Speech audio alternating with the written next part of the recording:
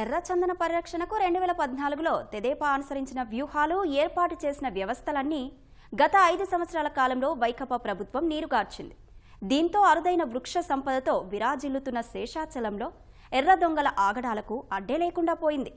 లక్షలు వెచ్చించి నిర్మించిన వాచ్ టవర్లు దిష్టిబొమ్మల్లా అసాంఘిక శక్తులకు, స్మగ్లర్లకు ఆవాస కేంద్రాలుగా మారాయి. నిరంతరం అడవుల్లో పహారా కాసే సంచార దళాలు లేకుండా చేశారు. బలగాలు అడవుల్లోనే ఉండేలా ఏర్పాటు చేసిన బేస్ క్యాంపులను మూసేశారు. మొత్తంగా వైకాపా హయాంలో వ్యవస్థలన్నీ నీరుగార్చిన విధానంపై ప్రత్యేక కథనం ఇప్పుడు చూద్దాం. ప్రపంచంలోనే అరుదైన వృక్ష సంపదగా గుర్తింపు పొందిన శేషాచలం అటవీ ప్రాంతంలో సహజ సిద్ధంగా పెరిగే ఎర్రచందనం ప్రమాదంలో పడింది.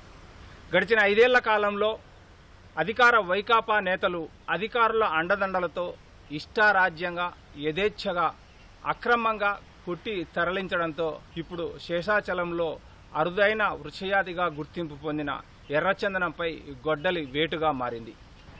ఎర్రచందనం అక్రమ రవాణా నిరోధం కోసం ప్రత్యేకంగా ఒక టాస్క్ ఫోర్స్ ఏర్పాటు చేసి డీఐజీ స్థాయి అధికారిని నియమించి శేషాచలం నుంచి ఎర్రచందనం తరలిపోకుండా ఉండేందుకు ప్రత్యేక చర్యలు చేపట్టింది. అందులో భాగంగా అటవీ శాఖ ఎర్రచందనం అక్రమ రవాణా నిరోధం కోసం ఏర్పాటు చేసిన టాస్క్ ఫోర్సు సమన్వయంతో ఈ శేషాచలం అటవీ ప్రాంతంలో ఎర్రచందనాన్ని కాపాడేందుకు ప్రత్యేకంగా చర్యలు చేపట్టింది. మనం ఒకసారి గమనించవచ్చు, శేషాచలం అటవీ ప్రాంతంలో ఇలాంటి వాచ్ టవర్లను శేషాచలం అటవీ ప్రాంత వ్యాప్తంగా 16 వాచ్ టవర్లను ఏర్పాటు చేశారు. వీటికి అనుసంధానంగా 20 బేస్ క్యాంపులు ఏర్పాటు చేసి ఈ బేస్ క్యాంపుల్లోనూ ఈ వాచ్ టవర్ల్లోనూ 10 మంది సిబ్బంది, 2 సెక్షన్ ఆఫీసర్, బీట్ ఆఫీసర్ నిర్వహణలో 8 మంది సిబ్బంది ఈ వాచ్ టవర్ మీద ఉంటూ రాత్రిపూట్ల సైతం అత్యంత క్షుణ్ణంగా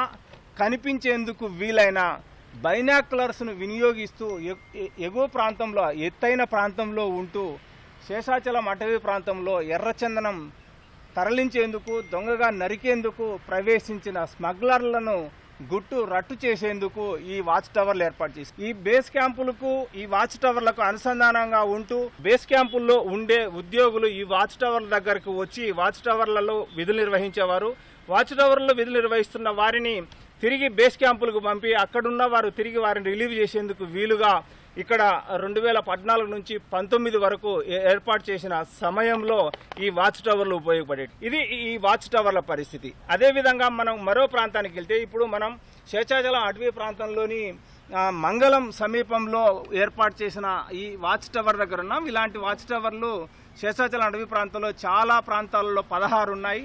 అంటే ఎర్రచందనం అక్రమంగా తరలించేందుకు రహదారికి అతి సమీపంలో శేషాచలం అటవీ ప్రాంతంలోకి ప్రవేశించేందుకు వీలున్న ప్రాంతాలను గుర్తించి అప్పట్లో ఇలాంటి వాచ్ టవర్లు ఏర్పాటు చేశారు.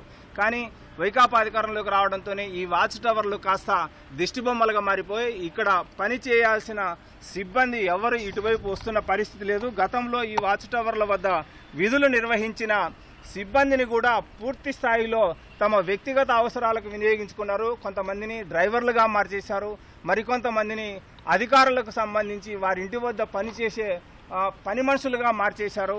ఇలా ఈ వాచ్ టవర్ల దగ్గర ఉంటూ రాత్రిపూట్ల సైతం అత్యంత పవర్ఫుల్, చాలా క్షుణ్ణంగా పరిశీలించేందుకు అవకాశం ఉన్న బైనాక్యులర్లను వినియోగించి ఇక్కడ వాచ్ టవర్ల మీద ఉంటూ ఎర్రచందనం నరికేందుకు వచ్చిన వారిని గుర్తించేందుకు అవకాశం ఉన్న సిబ్బంది పూర్తిగా నిర్వీర్యం చేశారు. మనం ఒకసారి చూస్తే ఈ వాచ్ టవర్లో గతంలో ఇక్కడికి వచ్చి వాచ్ టవర్ మీదకి వెళ్ళేవారు. కానీ ఇప్పుడు మాత్రం వాచ్ టవర్ను పూర్తిగా తాళం వేసి ఏమిటికి వినియోగించుకోని పరిస్థితి ఏర్పడింది.